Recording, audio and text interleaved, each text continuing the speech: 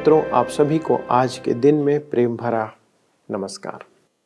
दोस्तों, परमेश्वर का धन्यवाद हो कि उसने हमें एक और नया दिन दिया है। आपकी उपस्थिति के लिए मैं आपको धन्यवाद देता हूं और प्रार्थना करता हूं कि आप परमेश्वर के अनुग्रह में बने रहें। दोस्तों, आप इस समय सत्यवचन बाइबल अध्ययन में जुड़े हुए हैं और मैं अपने सभी दर्शकों का इस प्रसारण में स्वागत करता हूं। आपको याद होगा कि हम होशे नबी की पुस्तक का अध्ययन कर रहे हैं और पिछले प्रसारण में हमने देखा था कि परमेश्वर इस्राएल के लोगों के साथ मुकदमा करते हुए उन पर आरोप लगाता है। दोस्तों, आज हम देखेंगे कि किस प्रकार से उन आरोपों की सत्यता के कारण परमेश्वर उन्हें परिणाम बताता है। यदि हम परमेश्वर की आज्ञाओं को तज देते हैं, छोड़ देते हैं, तो परमेश्वर का दंड विभिन्न प्रकार से हमारे ऊपर आता है। मित्रों, परमेश्वर एक एक बुराई के लिए परिणाम बताता है कि कैसे और कौन सी बुराई आपके जीवन में किस प्रकार का प्रभाव डालती है। आज परमेश्वर याजकों के पाप के कारण कहता है कि प्रजा की भी वही दशा होगी। दोनों दोषी हैं।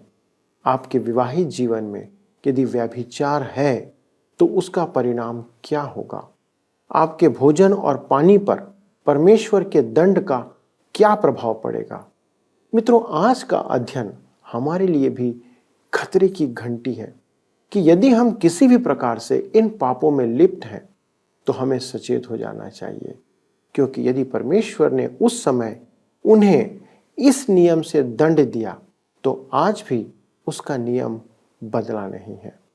वचन में लिखा है कि वह ना बदलने वाला परमेश्वर है, ना तो वह बदलता है और ना ही उसके नियम बदलते हैं। मित्रों, मेरा निवेदन है कि आप बड़े ध्यान से इस अध्ययन को सुनें और देखें और अपने जीवन का मूल्यांकन करें। आइए अपने अध्ययन में आगे चलें। मित्रों, आइए आज हम अपने अध्ययन में आगे बढ़ते हुए होशे नबी की पुस्तक 4 अध्याय उसके 9 पद से अध्ययन को आरंभ करें। यहाँ पर लिखा है, इसलिए जो प्रजा की दशा होगी वही याजक की भी होगी। मैं उनके चाल चलन का दंड दूंगा और उनके कामों के अनुकूल उन्हें बदला दूंगा। ध्यान दीजिए, दुख की बात तो यह थी कि इस्राएल के याजक प्रजा के स्तर तक गिर गए थे। मुझे याद है, अपनी सेवा के आरंभ में मैं लंबा कोट पहनता था। मेरे एक मित्र ने एक दिन मुझसे कहा कि मैं उस कोट में ऐसा दिखता हूं जैसे गधा सफेद दीवार के ऊपर से झांक रहा हो। अतः मैंने एक आम मनुष्य के समान कपड़े पहनना आरंभ कर दिया। यद्यपि मैं एक साधारण मनुष्य से भिन्न नहीं हूं, मैं सांसारिक मनुष्य के स्तर पर आने की अपेक्षा परमेश्वर का वचन सुनाता हूं। मैं प्रचार मंच से उतरने के बाद एक सांसारिक मनुष्य नहीं बनना चाहता हूं।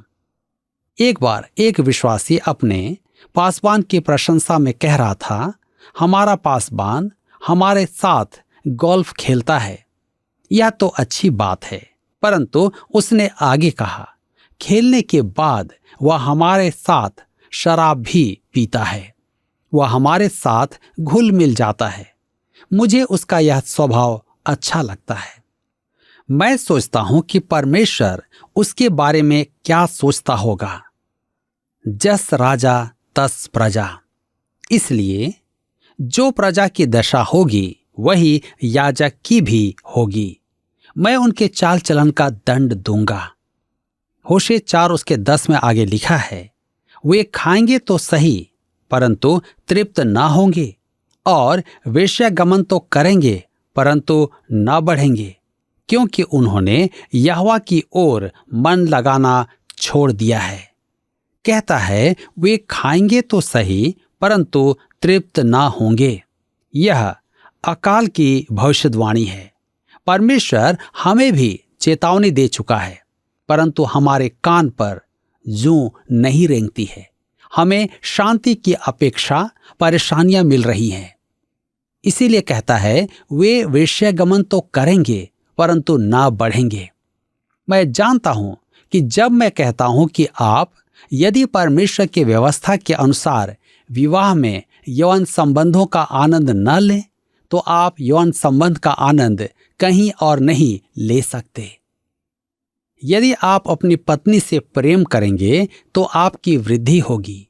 विवाह के बाहर के यौन संबंध क्षणिक आनंद के होते हैं और आप में आत्मग्लानि उत्पन्न करते हैं।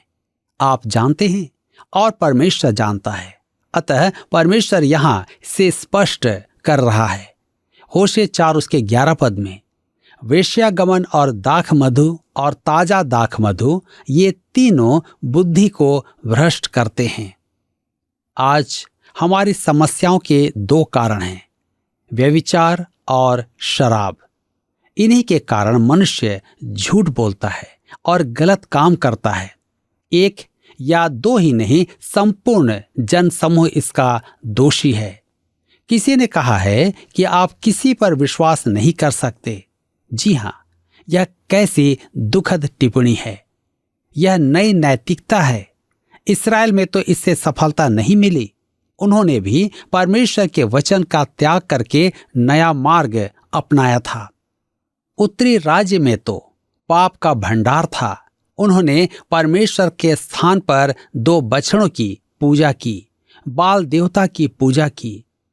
बाल देवता की पूजा तो पूर्ण रूप से दुष्कर्मों से भरी हुई थी। होशे 4 उसके 12 पद में हम पढ़ते हैं, लिखा है, मेरी प्रजा के लोग काठ के पुतले से प्रश्न करते हैं और उनकी छड़ी उनको भविष्य बताती है, क्योंकि छिनाला कराने वाली आत्मा ने उन्हें बहकाया है और वे अपने परमेश्वर की अधीनता छोड़कर छिनाला करते हैं। यहां वह आत्मिक व्यभिचार की बात कर रहा है, अर्थात परमेश्वर का त्याग। वे मूर्तियों से भविष्य पूछते थे। एक गुरु ने तो स्पष्ट कहा था कि वह केवल धनोपार्जन के लिए यह सब करता है और धर्म का स्वांग एक घोटाला है, परंतु अनेकों ने उसका अनुसरण किया। आज मनुष्य शैतान की उपासना भी करता है। शैतान की पूजा किसी देश का कोई भला नहीं कर रही है। इस्राएल में प्रतिमा आराधना ही के कारण भ्रष्टाचार बढ़ा और परमेश्वर ने उन्हें दंड दिया।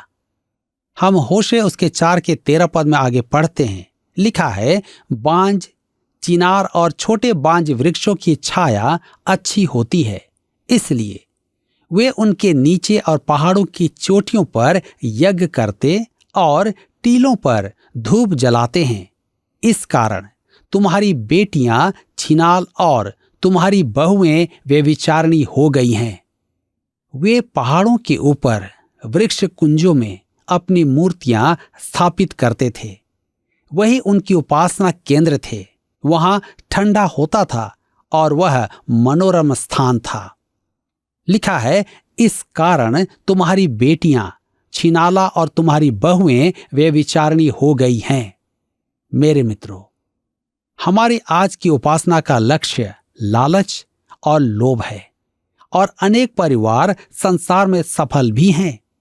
सब लोग अधिकाधिक सुख सुविधा की खोज में हैं और बहाना बनाते हैं कि वे अपनी संतान के लिए कर रहे हैं, परंतु उनकी संतान अकस्मात ही घर छोड़कर चली जाती हैं। आज असंख्य युवा यहां वहां भटक रहे हैं। हवाई द्वीपों में देख सकते हैं। एक बार मैंने एक युवक और एक युवती से बातें की। वे किशोर थे और नशे की हालत में थे। उन्होंने कहा, हम कुछ नहीं हैं, हमारी पहचान नहीं है और हम परित्यक्त हैं। उन्हें क्या हो गया था? समस्या उनके परिवार में थी। उनके माता पिता पैसे के उपासक थे। हम जीवित और सच्चे परमेश्वर को त्याग चुके हैं, भूल चुके हैं। हम उसकी आराधना नहीं करते हैं। हमें हमारे मोक्षक उद्धारकर्ता के पास वापस आना होगा। वही हमें मुक्ति दिलाएगा।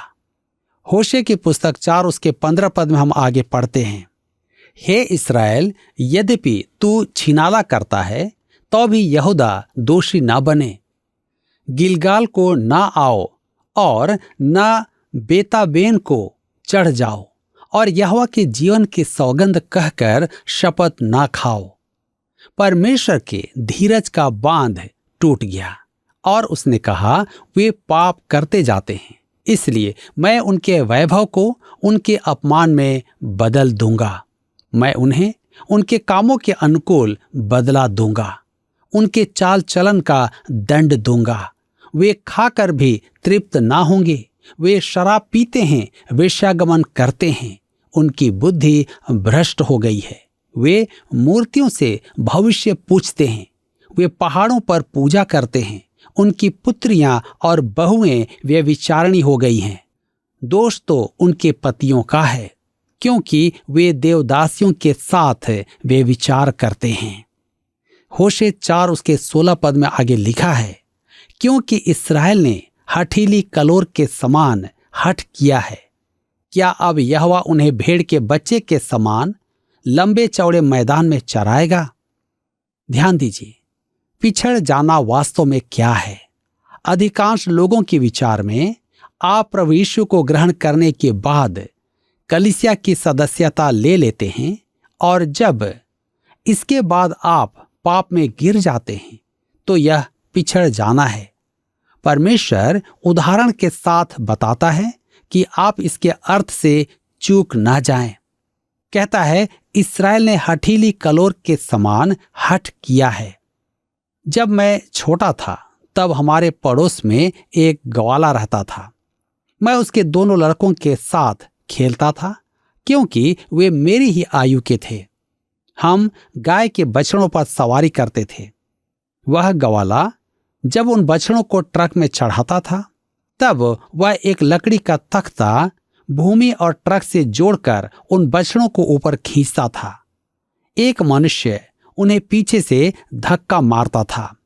बछड़े आधी ऊंचाई चढ़ने के बाद आगे के पैरों को कठोर कर लेते थे और होता यह था कि ऊपर चढ़ने की अपेक्षा वे पीछे फिसलने लगते थे।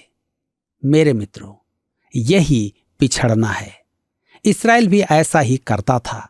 वह परमेश्वर के पास आने की अपेक्षा अपने पांवों को कठोर करके पीछे फिसलने लग गया था। परमेश्वर से विमुख होना पिछड़ जाना है, हट करना है। आप कहते हैं, मैं परमेश्वर की आज्ञा नहीं मानूंगा। आप अपना मन कठोर कर लेते हैं, आप परमेश्वर की अगुवाई में नहीं चलते हैं, तो आप हठीले हैं, आप पिछड़ने लगते हैं। हठीला शब्द केवल यिर्मयाह और होशे ने ही काम में लिया है, क्योंकि दोनों ही बंधुआई में जाने वाले राष्ट्र में भविष्यवाणी कर रहे थे। इस्राएल और यहूदा दोनों ही हठीले थे। उन्होंने परमेश्वर की अगुवाई से इनकार किया। वे परमेश्वर की ओर फिरने को तैयार नहीं थे। इसीलिए आगे लिखा है होशे 4 उसके 17 पद में, एप्रैम मूर्तों का संगी हो गया है, इसलिए उसको रहने दे। कहता है एप्रैम। एप्रैम शब्द इस पुस्तक में 36 बार आया है। परमेश्वर ने 10 गोत्रों के लिए यही एक नाम चुना था। मैं सदा ही सोचता हूं कि परमेश्वर इस नाम को स्नेहपूर्वक काम में लेता है या उपहास के काम में लेता है। मेरा निष्कर्ष है कि यह उनका हार्दिक नाम है जो वह उत्तरी राज्य को देता है। यह 10 गोत्र वास्तव में विद्रोही थे। उनका अपना नाम नहीं था। वह राष्ट्र तो वास्तव में यहूदा था। अतः मेरे विचार में परमेश्वर ने उन्हें यह नाम प्रेम से दिया था। अतः यह नाम एप्रैम होशे की पुस्तक में उत्तरी राज्य के लिए आया है। आइए हम पढ़ें होशे 4 उसके 18 पद। वे जब दाख मधु पी चुकते हैं तब वेश्यागमन में लग जाते हैं। उनके प्रधान लोग निरादर होने से अधिक प्रीति रखते हैं। ध्यान दीजिए, कहता है दाख मधु पी चुकते हैं। पीते पीते आप व्यसनी हो जाते हैं। यह रोग नहीं, पाप है। वेश्यागमन में लग जाते हैं। उनके प्रधान लोग वेश्यागमन से अधिक प्रीति रखते हैं। आज भी हमारे बड़े लोग अब शब्द काम में लेते हैं और शराब पीते हैं। वे आदर से बढ़कर अनादर को अच्छा समझते हैं। होशे 4:19 में आगे लिखा है, आंधी उनको अपने पंखों में बांधकर उड़ा ले जाएगी और उनके बलिदानों के कारण उनकी आशा टूट जाएगी। मनुष्य किसी भी धार्मिक शिक्षा में बह जाता है। परमेश्वर कहता है कि उनकी आशा टूट जाएगी, वे लज्जित होंगे। मेरे मित्रों, यहां पर इसी के साथ अध्याय 4 समाप्त होता है और अब हम अध्याय 5 में देखेंगे। अध्याय 5 भी इस्राएल के पापों की ही चर्चा करता है और उन पर आने वाले दंड की भविष्यवाणी करता है। अध्याय 5 धर्मशास्त्र का एक मनोरम अध्याय नहीं है। हमें होशे की पुस्तक के अध्ययन में होशे की पृष्ठभूमि का स्मरण रखना है। युवावस्था में उसे एक सुंदर युवती से प्रेम हो गया था, परंतु वह युवती वेश्या बन गई। मेरे विचार में वह पैसों के लालच में इस धंधे में आ गई थी। सुख विलास के लिए उसे बहुत पैसे चाहिए थे और पैसे कमाने का इससे अच्छा साधन और कोई नहीं था। परंतु उसकी वेश्यावृत्ति के उपरांत भी परमेश्वर ने होशे को उससे विवाह करने को कहा। अतः होशे ने उससे विवाह किया। वह उससे प्रेम तो करता ही था। विवाह के बाद उसने 3 बच्चों को जन्म दिया और फिर वेश्यावृत्ति में लौट गई। परंतु होशे ने जाकर उसको दाम देकर वेश्यालय से छुड़ा लिया और अपने घर ले आया। होशे का दिल दुख से भरा था। उसका परिवार भी टूट गया था। उस पृष्ठभूमि और दुखद अनुभव के साथ यशायाह ने इस्राएल को परमेश्वर का संदेश सुनाया। यहोवा कहता है कि तुम व्यभिचारी हो। परमेश्वर के दुख को मैं भली भांति समझ सकता हूं। वह तुमसे प्रेम करता है। वह तुम्हें गलत मार्ग पर नहीं जाने देगा, परंतु तुम्हारे पापों का दंड तुम्हें अवश्य मिलेगा। मेरे प्रियो, परमेश्वर सबसे पहले अगुओं को दोष देता है, याजकों को और राजा को। वे देश के कोने कोने में मूर्ति पूजा करते थे।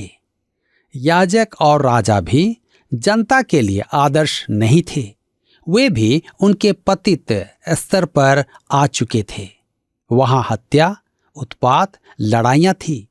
अतः परमेश्वर कहता है, मैं एप्रेम का भेद जानता हूं और इस्राएल की दशा मुझसे छिपी नहीं है। हे एप्रेम, तूने छिनाला किया और इस्राएल अशुद्ध हुआ है। जब तक वे अपने को अपराधी मानकर मेरे दर्शन के खोजी ना होंगे, तब तक मैं अपने स्थान को ना लौटूंगा। और जब वे संकट में पड़ेंगे, तब जी लगाकर मुझे ढूंढने लगेंगे। मित्रों, आपने देखा और सुना कि परमेश्वर क्या कहता है और किस प्रकार से उनके पापों का परिणाम उन पर आता है। लिखा है कि वे खाएंगे पर तृप्त नहीं होंगे। आज मनुष्य किसी बात से तृप्त नहीं है और यह बेकरारी समय के साथ बढ़ती जा रही है। मनुष्य पैसे, भोजन, घर, बंगला, पद, प्रतिष्ठा, शारीरिक संबंध, मानसिक संतुष्टि, किसी भी बात में तृप्त नहीं है। उसे और अधिक चाहिए। कारण है कि हम परमेश्वर के वचन से दूर हैं और अपने पापों में पड़े हुए हैं।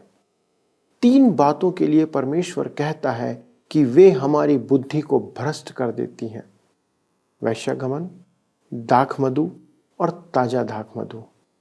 आज इन बातों को सामाजिक व्यवहार माना जाता है। मित्रों, कभी लोग इन पापों को छिप कर करते थे, पर आज वह खुले तौर पर हमारे समाज में होता है। उसे कोई बुरा नहीं कहता है। हमारे समाज ने उसे समाज का अंग बना लिया है, पर यह परमेश्वर की व्यवस्था के अनुसार पाप है। हमारे परिवार और हमारे बच्चे इसके कारण बिगड़ रहे हैं। आज मसीही परिवार में बच्चे परमेश्वर से दूर जीवन जी रहे हैं। यदि माता पिता आज परमेश्वर के वचनों पर बने नहीं रहेंगे, तो बच्चों पर परमेश्वर की सुरक्षा और अनुग्रह बना नहीं रहेगा। इस कारण हमारे बच्चे बिगड़ रहे हैं। दोस्तों, हमने पतन के चरणों को देखा कि किस प्रकार हमारा पतन होता चला जाता है। एक के बाद दूसरा पाप, दूसरे के बाद तीसरा पाप हमारे जीवन में आता जाता है और हम परमेश्वर से दूर होते हुए चले जाते हैं। पाप के गर्त में हम उतरते चले जाते हैं। इस्राएल ने भी ऐसा ही किया था। आज बहुत से विश्वासी परिवारों की यही दशा है। क्या आप ऐसी अवस्था में हैं? क्या आप अपने परिवार को ऐसी अवस्था में देख रहे हैं? दोस्तों, एक है जो आपको उससे बाहर निकालना चाहता है। वो आज आपके लिए तैयार है। परमेश्वर के पास आ जाइए, उससे विनती कीजिए, वह आपको क्षमा करके आशीषों का स्रोत बना सकता है। आइए दोस्तों, प्रार्थना करें। स्वर्गीय पिता परमेश्वर, हम धन्यवाद देते हैं कि आपका वचन हमें वही शिक्षा देता है जिसकी हमें आवश्यकता है। प्रभु, आज का संदेश, ये अध्ययन बहुत से दर्शकों के लिए व्यक्तिगत शिक्षा रही होगी। बहुत से परिवारों की स्थिति आज ऐसी ही है जहाँ पर लोग आपके वचन से दूर हैं। बच्चे नियंत्रण से बाहर हैं। वे अपनी ही तरीके से जीवन जी रहे हैं। पाप की गर्त में एक एक स्तर करके वे उतरते चले जा रहे हैं। पिता, आप रहम करें, दया करें, इन परिवारों पर अनुग्रह करें कि हमारे ये परिवार, हमारे जवान बच्चे, बेटे और बेटियां सही मार्ग की ओर फिरें। संसार में शैतान के जितने भी कुप्रबंध हैं उनसे वे बचे रहें। परीक्षाओं में जयवंत हो, वचन उनकी अगुवाई करे, दूतों का पहरा उनके साथ हो, ताकि उनका जीवन उनके परिवार के लिए, कलीसिया के लिए, समाज के लिए आशीष का कारण बनने पाए। हमारे जितने माता पिता ऐसी प्रार्थनाएं कर रहे हैं, प्रभु उनकी प्रार्थनाओं को सुने और उनके परिवार में, उनके बच्चों के जीवन में अपना अनुग्रह प्रकट करें। धन्यवाद के साथ पिता, इस विनती को प्रभु यीशु क्रिस्त के नाम से मांगते हैं, आमीन। प्रिय मित्रों, आज के अध्ययन के द्वारा यदि आपने आशीषें पाई हैं और आप हमें बताना चाहते हैं तो कृपया हमसे फ़ोन, SMS या पत्र के द्वारा संपर्क करें। हम प्रतिदिन आपसे निवेदन करते हैं कि आप फ़ोन करें। दोस्तों, हम चाहते हैं कि आपके साथ हम वार्तालाप करें, बात करें व्यक्तिगत तौर पर। तो मैं विश्वास करता हूं कि आप निश्चित तौर पर फ़ोन के द्वारा हमसे संपर्क करेंगे। अगले प्रसारण में इस अध्ययन को आगे बढ़ाएंगे। आप YouTube पर भी हमारे कार्यक्रमों को देख सकते हैं। अगले प्रसारण तक परमेश्वर के अनुग्रह में बने रहें, उसकी दया में बने रहें। प्रभु आपको आशीष दे। आइए अब हम प्रश्नों को देखें। पिछले प्रश्न का उत्तर है सी, ज्ञान की कमी। संसार और इस्राएल के नाश होने का कारण है परमेश्वर के ज्ञान की कमी। आज के अध्ययन पर आधारित प्रश्न है वैश्यागमन, खाली स्थान और ताजा दाखमधु, ये तीनों बुद्धि को भ्रष्ट करते हैं। ए, दाखमधु, बी, लालच, सी, झूठ बोलना, डी, पाप। मित्रों, इस प्रश्न का उत्तर हमें कल सुबह 6 बजे से पहले विकल्प ए, बी, सी या डी के साथ अपना नाम, पता, स्थान के साथ 9651433397 पर SMS या WhatsApp करें। क्या आपको यह कार्यक्रम पसंद आया? अभी हमें एक मिस कॉल करें और आप अगले विजेता हो सकते हैं।